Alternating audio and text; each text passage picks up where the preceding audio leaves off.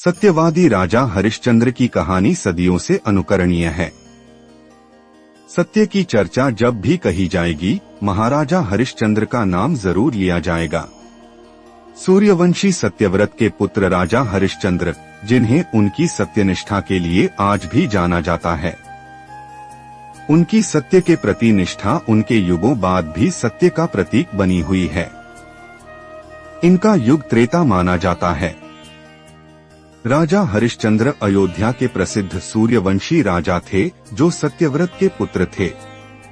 ये अपनी सत्यनिष्ठा के लिए अडिग रहे और इसके लिए इन्हें अनेक कष्ट सहने पड़े। ये बहुत दिनों तक पुत्रहीन रहे, पर अंत में अपने कुलगुरु वशिष्ठ के उपदेश से एवं वरुण देव की उपासना से इन्हें पुत्र प्राप्त हुआ। राजा हरिश्चंद्र सच बोलने और वचन पालन के लिए मशहूर थे। उनकी प्रसिद्धि चारों तरफ फैली थी। ऋषि विश्वामित्र ने राजा हरिश्चंद्र की प्रसिद्धि सुनी। वे स्वयं इसकी परीक्षा करना चाहते थे। राजा हरिश्चंद्र हर हालत में केवल सच का ही साथ देते थे। अपनी इस निष्ठा की वजह से कई बार उन्हें बड़ी बड़ी परेशानियों का भी सामना करना पड़ा, लेकिन फिर भी उन्होंने किसी भी हाल में सच का साथ नहीं छोड़ा। वे एक बार जो प्रण ले लेते थे, उसे किसी भी कीमत पर पूरा करके ही छोड़ते थे। राजा हरिश्चंद्र ने सत्य के मार्ग पर चलने के लिए स्वयं तक को बेच दिया था। इनकी पत्नी का नाम तारामती था और पुत्र का नाम रोहिताश्व। ये दोनों भी धार्मिक चरित्र के थे। राजा हरिश्चंद्र ने यदि स्वप्न में भी वाग्दान कर दिया, यानी वचन दे दिया, तो भी पीछे नहीं हटते थे। ऋषि विश्वामित्र की शक्ति से राजा हरिश्चंद्र ने सपना देखा कि उन्होंने अपना सारा राजपाट विश्वामित्र को दान में दे दिया है। अगले दिन जब विश्वामित्र उनके महल में आए, तो उन्होंने विश्वामित्र को सारा हाल सुनाया और साथ ही अपना राज्य उन्हें सौंप दिया। जाते जाते विश्वामित्र ने राजा हरिश्चंद्र से दान उपरांत दक्षिणा में 500 स्वर्ण मुद्राओं की मांग की। विश्वामित्र ने राजा को याद दिलाया कि राजपाट के साथ राज्य का कोष भी वे दान कर चुके हैं और दान की हुई वस्तु को दोबारा दान नहीं किया जाता। तब राजा ने अपनी पत्नी और पुत्र को बेचकर स्वर्ण मुद्राएं हासिल की, लेकिन वो भी 500 नहीं हो पाई।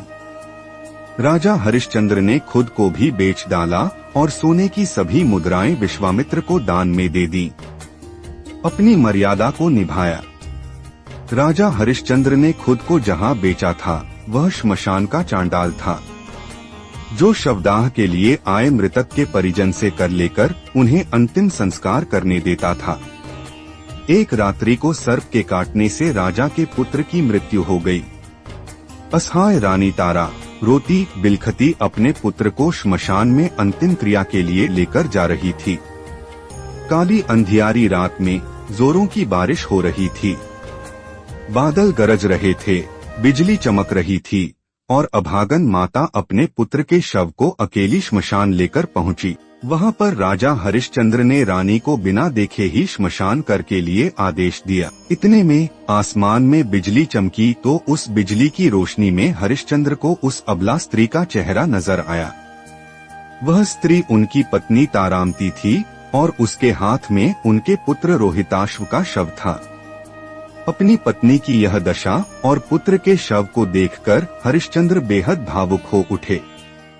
उस दिन उनका एकादशी का व्रत भी था और परिवार की इस हालत ने उन्हें हिलाकर रख दिया। उनकी आंखों में आंसू भरे थे, लेकिन फिर भी वह अपने कर्तव्य की रक्षा के लिए आतुर थे।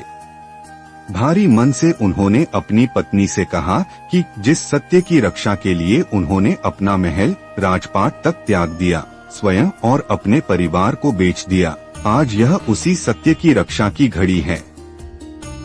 राजा हरिश्चंद्र ने अपनी पत्नी से कहा, तुम्हें श्मशान में अपने पुत्र के अंतिम संस्कार के लिए निर्धारित कर देना ही होगा। रानी ताराकर के रूप में अपनी साड़ी का टुकड़ा फाड़ कर देने की कोशिश करती हैं। उसी समय आकाशवाणी हुई और स्वयं ईश्वर प्रकट हुए और उन्होंने राजा से कहा, हरिश्चंद्र, तुमने सत्य को जीवन में धारण करने का उच्चतम आदर्श स्थापित किया है।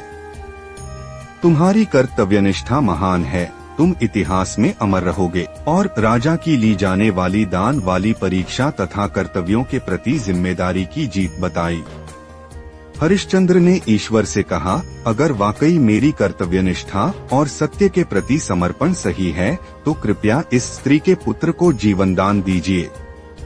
इतने में रोहिताश्व जीवित हो उठा।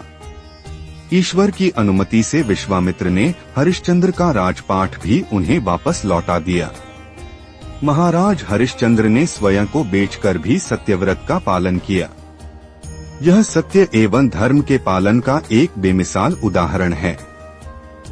आज भी महाराजा हरिश्चंद्र का नाम श्रद्धा और आदर के साथ लिया जाता है। चंद्र तरे सूरज तरे, तरे जगत व्यवहार। तय दृढ़व्रत हरिश्चंद्र को, तरे न सत्य विचार।